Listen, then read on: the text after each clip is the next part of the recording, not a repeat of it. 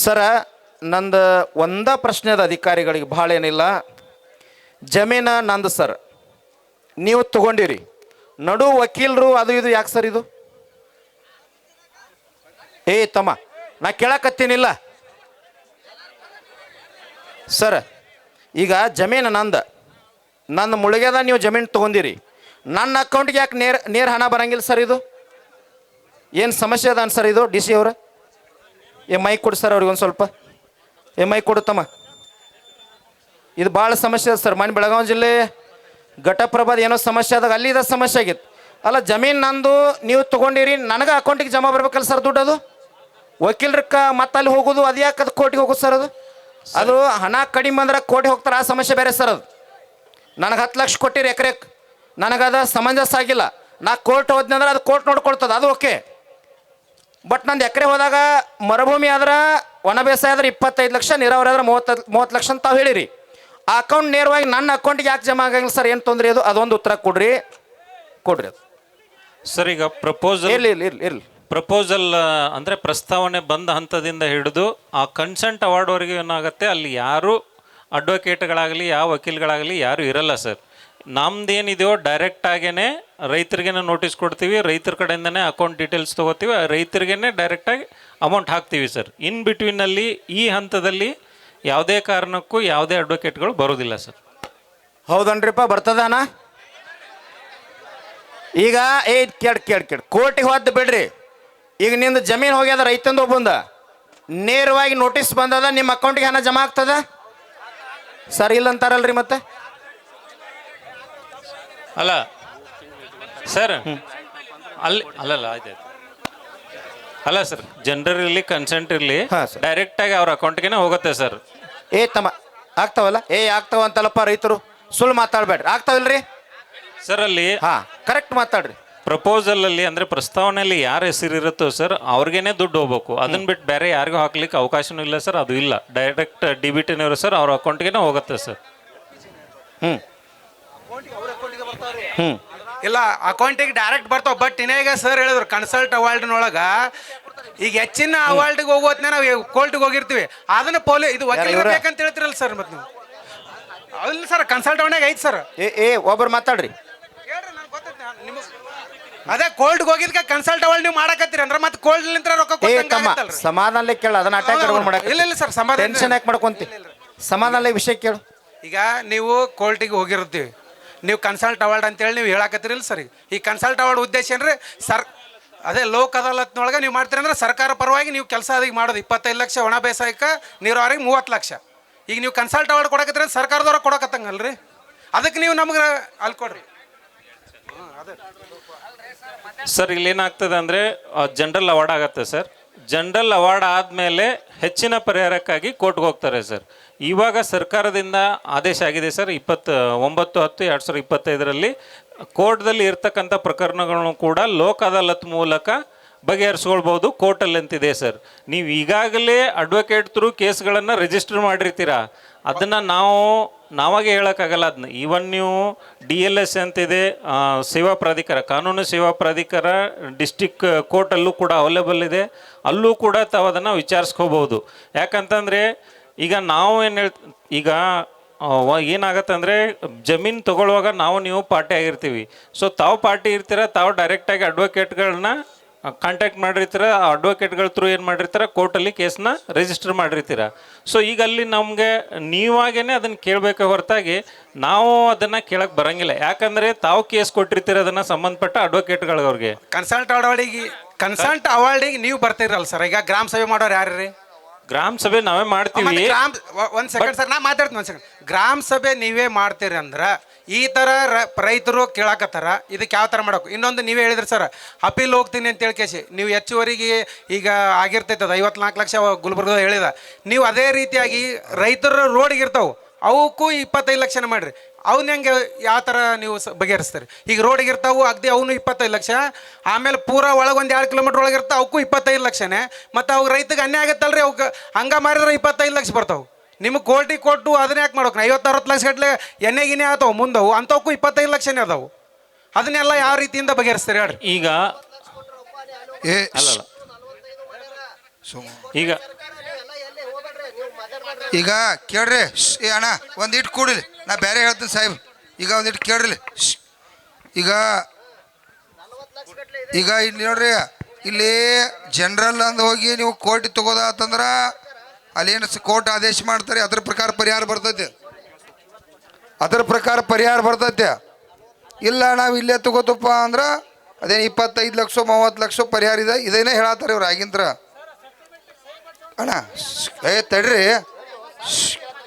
ಈಗ DSP ಸಾಹೇಬ್ರ ಈಗ ತಡ್ರಿಪ್ಪ ಈಗ ಇಲ್ಲೊಳ್ಳೆ ಇದನ್ನು ಮಾತಾಡ್ಕೋತ ಕೂತು ಅಂದ್ರೆ ಇಂಥವಿಂದ 110 ಹೇಳೋದು ಇದೇ ಹೇಳಿದ್ದ ಒಳ್ಳೆ ಹೇಳೋದು ಅದನ್ನು ಅವ್ರು ಹೇಳೋದು ಈಗ ಇವ್ರು ಏನು ಮಾಡ್ತಾರೆ ಗೊತ್ತಿಲ್ಲ ಈ ನಾಗರ ಬೆಟ್ಟ ಏನು ಏತ್ ನೀರಾವರಿ ಮೇಜರ್ ವಿಷಯ ಇದೀಗ ನಮ್ಮದು ಈ ನಾಗರ ಬೆಟ್ಟ ಏತ್ ನೀರಾವರಿ 12 ವರ್ಷ ಆಯ್ತು ವಿಳಂಬಾಗಿ ಕುಟುಂಬಗಳು ಬೀದಿಗೆ ಬಂದವು ನಾವು ಇಲ್ಲಿ ಬೀದಿ ಒಳಗೆ ಕೂತು ಬಂದು ನಮ್ಮ ಗುರೂಜಿ ಅವರ ಶಾಂತಗೌಡರ ಎಲ್ಲ ಮುಖಂಡರ ನೇತೃತ್ವದಾಗ ಹೋರಾಟ ನಡೆದೈತಿ ಇದ್ರ ಬದ್ದಲ ನೀವೇನು ನೀರಾವರಿ ಡಿಪಾರ್ಟ್ಮೆಂಟಾ CLO ಏನು SLO ಅದಿರಿ ಯಾವ್ಯಾವ ಡಿಪಾರ್ಟ್ಮೆಂಟ್ ಅದಿರಲಿ ಅದನ್ನು ನಿಮಗೆ ಬಿಟ್ಕೊಟ್ಟು ವಿಷಯ ಮಂದಿನ ಕಾಲು ಬೀಳ್ತಿರೋ ಪರಿಹಾರ ಕೊಡಿಸ್ತಿರೋ ಅದು ಏನೇನು ಮಾಡ್ತಿರೋ ಅಣ್ಣ ಅಪ್ಪ ಆಯ್ತಿರೋ ಗೊತ್ತಿಲ್ಲ ಅದು ನಿಮ್ಮ ಜವಾಬ್ದಾರಿ ಯಾಕಂದ್ರೆ 10 ವರ್ಷದ ಸಾಹೇಬ್ರವರು ಇಲ್ಲಿವರೆಗೆ ಮೋಸ ಮಾಡಿದಾರ ಇನ್ನು ಮುಂದೆ ನಿಮ್ಮನ್ನು ಮೋಸ ಮಾಡೋಕ್ಕೆ ಬಿಡಂಗಿಲ್ಲ 2 ತಿಂಗಳದಾಗ ನೀವು ನೀರು ಕೊಡ್ತು ಅಂತೇಳಿ ನೀವು ಎಲ್ಲ ಡಿಪಾರ್ಟ್ಮೆಂಟ್ದವ್ರು ಲಿಖಿತ ರೂಪದಾಗ ನಮ್ಮ ರೈತ ಸಂಘ ಲೆಟ್ರ್ ಮೇಲೆ ಬರೆದು ಕೊಡ್ಬೇಕು DSP ಸಾಹೇಬ್ರ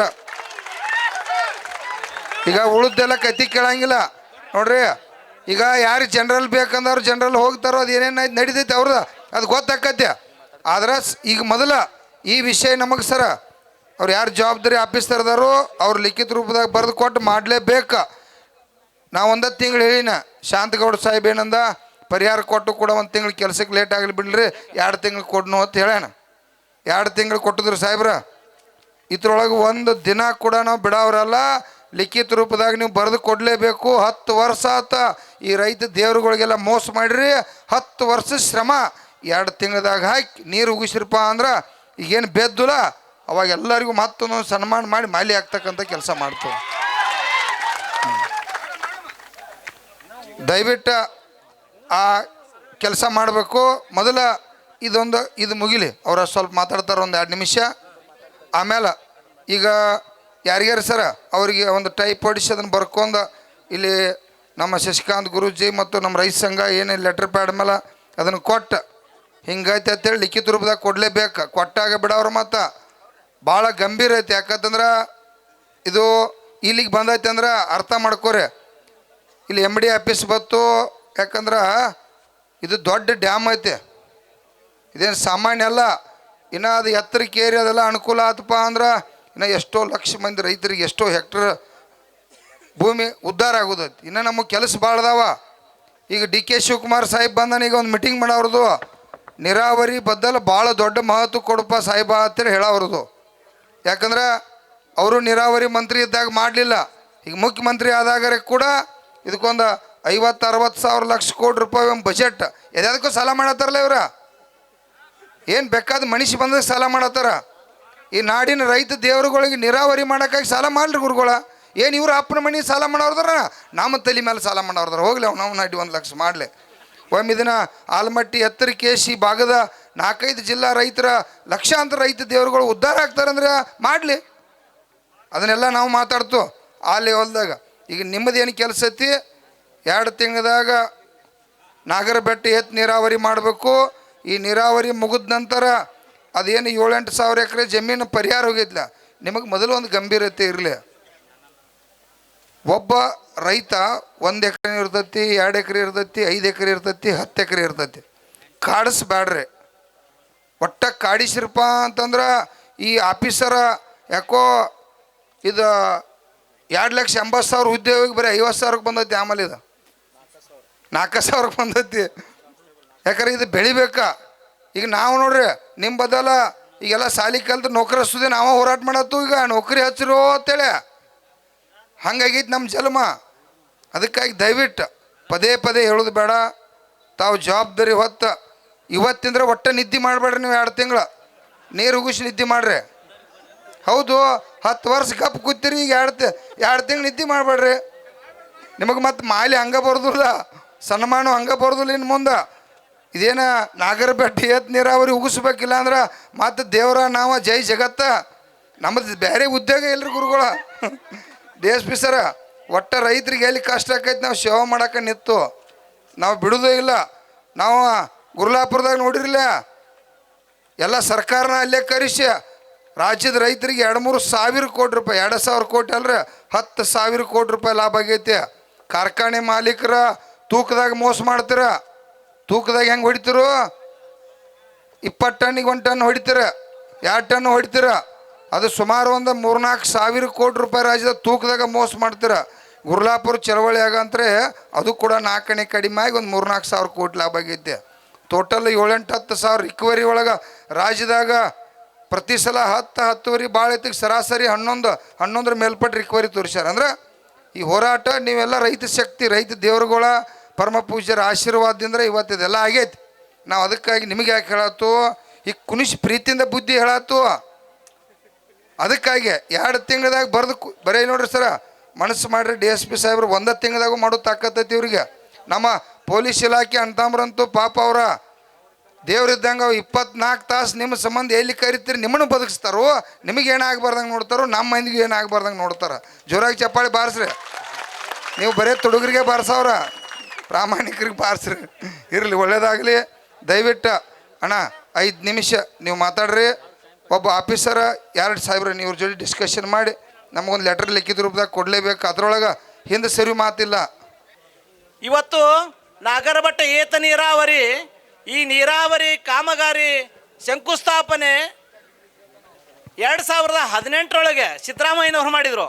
ಇವತ್ತು 2018 ಹಿಡ್ಕೊಂಡು ಈಗ 26, ಸುಮಾರು 8 ವರ್ಷಗಳ ಹಿಂದೆ ಶಂಕುಸ್ಥಾಪನೆ ಮಾಡಿದ್ದು. ಇನ್ನು ಒಂದು ಕೆನಾಲ್ ಮುಗ್ದಿಲ್ಲ. 1 ಕಿಲೋಮೀಟ್ರ್ 2 ಕಿಲೋಮೀಟ್ರ್ ಏನೋ 100 ಮಂದಿದು ಅಷ್ಟೇ ಏನೋ ಅದು ಏನೋ ಆಗೈತೆ ಅಂತ ಹೇಳಿದ್ರಲ್ಲ ಸಾಹೇಬರು. ಇನ್ನು 169 ಮಂದಿವು ಅವು ಪೇಪರ್ಸ ಡಾಕ್ಯುಮೆಂಟ್ಸ್ ರೆಡಿ ಇಲ್ಲ. ಇಂಥ ಸರ್ಕಾರ ಇಂಥದ್ರೊಳಗೆ ನಮ್ಮ ಬಿಜಾಪುರ ಜಿಲ್ಲೆಯವರೇ ನೀರಾವರಿ ಮಂತ್ರಿ ಇದ್ದರು ಆವತ್ತು ಕೂಡ. ಆ ಜಿಲ್ಲೆ ಮಂತ್ರಿಗಳು ಏನು ಮಾಡಿದ್ರಂದ್ರೆ ಅವರು ಅದು ಯಾವುದು ಬಬಲೇಶ್ವರ ಕ್ಷೇತ್ರಕ್ಕಷ್ಟೇ ಮಂತ್ರಿ ಆದಂಗೆ ಆಗಿತ್ತು. ಇನ್ನುಳಿದ ತಾಲೂಕಿಗೆ ಅವ್ರು ಯಾರೂ ಮಂತ್ರಿ ಆಗಿಲ್ಲ ಅನ್ನೋ ಸಿಚುವೇಶನ್ ಇವತ್ತು ಕಾಣ್ತಾ ಇದೆ. ಇದೆಲ್ಲ ಪರಿಸ್ಥಿತಿ ನೋಡಿದರೆ ಈ ಮುದ್ದೇಬೇಳೆ ತಾಲೂಕಿನಲ್ಲಿ, ಈ ಬಾಗೇವಾಡಿ ತಾಲೂಕು ಇರ್ಬೋದು, ಮುದ್ದೇಬೇಳೆ ಇರ್ಬೋದು, ಇಡೀ ಜಿಲ್ಲೆ ಇರ್ಬೋದು, ಎಲ್ಲೊಂದರಲ್ಲಿ ಕೆನಾಲ್ಗಳ ಅಡ್ಡಿ, ಯಾವುದು 4-1 ಯಾವುದು 6-1 ಯಾವುದು ಗೆಜೆಟ್ಟು ರೈತರಿಗೆ ಯಾವುದೂ ಗೊತ್ತಿಲ್ಲ. ಅವ್ರ ಆಫೀಸರ್ ರೈತರು ಹೊಲಕ್ಕೂ ಬಂದಿಲ್ಲ, ಯಾವ ಊರಾಗೂ ಅವರು ಏನೋ ಸಭೆ ಮಾಡಿಲ್ಲ. ಅವ್ರು ಯಾರೋ ಬರ್ತಾರ, ಕಾಂಟ್ರಾಕ್ಟರ್ಗಳಿಗೆ ಆಗಿರ್ತದ, ಅವ್ರು ಯಾವ ದುಡ್ಡಿಲ್ಲ, ಯಾವ ಬೆಳೆ ಪರಿಹಾರ ಇಲ್ಲ, ಯಾವುದೂ ಇಲ್ಲ, 4-1 ಇಲ್ಲ, 6-1 ಇಲ್ಲ, ಎಲ್ಲಿ ಬೇಕಲ್ಲಿ ಕೆನಾಲ್ ಅಡ್ಡಿ ಬಿಟ್ಟು ಹೋಗ್ಬಿಟ್ರ.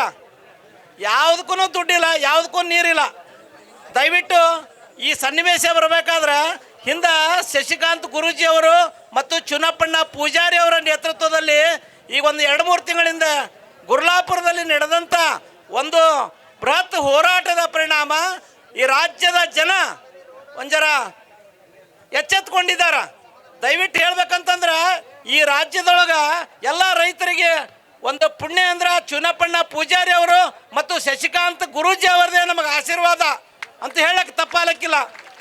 ಯಾಕಂದ್ರೆ ಹಿಂದೆ ನಡೆದಂಥ ಒಂದು ಸತ್ಯಾಗ್ರಹದಲ್ಲಿ ಗುರ್ಲಾಪುರದಲ್ಲಿ ನಡೆದಂಥ ಸತ್ಯಾಗ್ರಹದಲ್ಲಿ ನಮ್ಮಲ್ಲೆಲ್ಲ ಒಂದು ಟನ್ನಿಗೆ 2,700 2,800 ರೂಪಾಯಿ ಟನ್ನಿಗೆ ಕಬ್ಬಿಗೆ ಕೊಡ್ತಿದ್ರು. ಅದು 3,300 ಆಗಬೇಕಾದ್ರೆ ಸುಮಾರು 10-12 ದಿವಸಗಳ ಕಾಲ ಸತತ ಹೋರಾಟದ ಪರಿಶ್ರಮದಿಂದ 3,300 ಕೊಡಕ್ಕೆ ಒಪ್ಕೊಂಡ್ರು.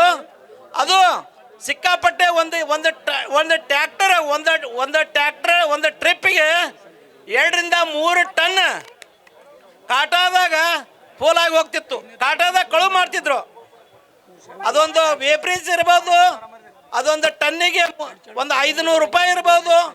ಇನ್ನೂ ಅನೇಕ ಸಮಸ್ಯೆಗಳು, ರೈತರ ಸಮಸ್ಯೆಗಳನ್ನು ಈ ಚುನಪ್ಪಣ್ಣ ಪೂಜಾರಿ ಅವರು ಗುರೂಜಿ ಅವರ ನೇತೃತ್ವದಲ್ಲಿ ಒಂದು ಬೃಹತ್ ಈ ರಾಜ್ಯಾದ್ಯಂತ ದೇಶಾದ್ಯಂತ ಪ್ರತಿಭಟನೆ ಒಂದು ಕಿಚ್ಚು ಹಬ್ಬಿ ಆ ಪ್ರತಿಭಟನೆಗೆ ಮಣಿದು ಈ ರಾಜ್ಯ ಸರ್ಕಾರ ಇರ್ಬೋದು, ಕಾರ್ಖಾನೆ ಮಾಲೀಕರಿರ್ಬೋದು ಮಣಿದರು. ಅದೇ ಥರನಾಗಿ ನಮ್ಮ ನಾಗರಬೆಟ್ಟ ಏತ ನೀರಾವರಿಯು ಕೂಡ ನಾವೆಲ್ಲರೂ ರೈತರು ಒಂದಾಗಿ ಈ ಗುರೂಜಿಯವರ ನೇತೃತ್ವ, ಚುನಪ್ಪಣ್ಣರವರು, ಇನ್ನುಳಿದ ಜಿಲ್ಲೆಯ ಮುಖಂಡರ ನೇತೃತ್ವದಲ್ಲಿ ಸಮಸ್ತ ನಾಡಿನ ಜನತೆ ಒಂದಾದ್ರೆ ಮಾತ್ರ ನಮ್ಮೆಲ್ಲ ಕಷ್ಟಗಳಿಗೆ ಪರಿಹಾರ ಸಿಗ್ತೈತಿ. ಇದೇ ರೀತಿ ನಾವು ಎಲ್ಲರೂ ಒಂದಾಗಿರೋಣ ಅಂತ ಹೇಳಿ ನನ್ನ ಒಂದೆರಡು ಮಾತುಗಳನ್ನು ಮುಗಿಸುತ್ತೇನೆ. ಜೈ ಹಿಂದ್, ಜೈ ಕರ್ನಾಟಕ. ವಿಜಯಪುರ ಜಿಲ್ಲೆಯ ಜಿಲ್ಲಾ ಮುಖಂಡರಾಗಿ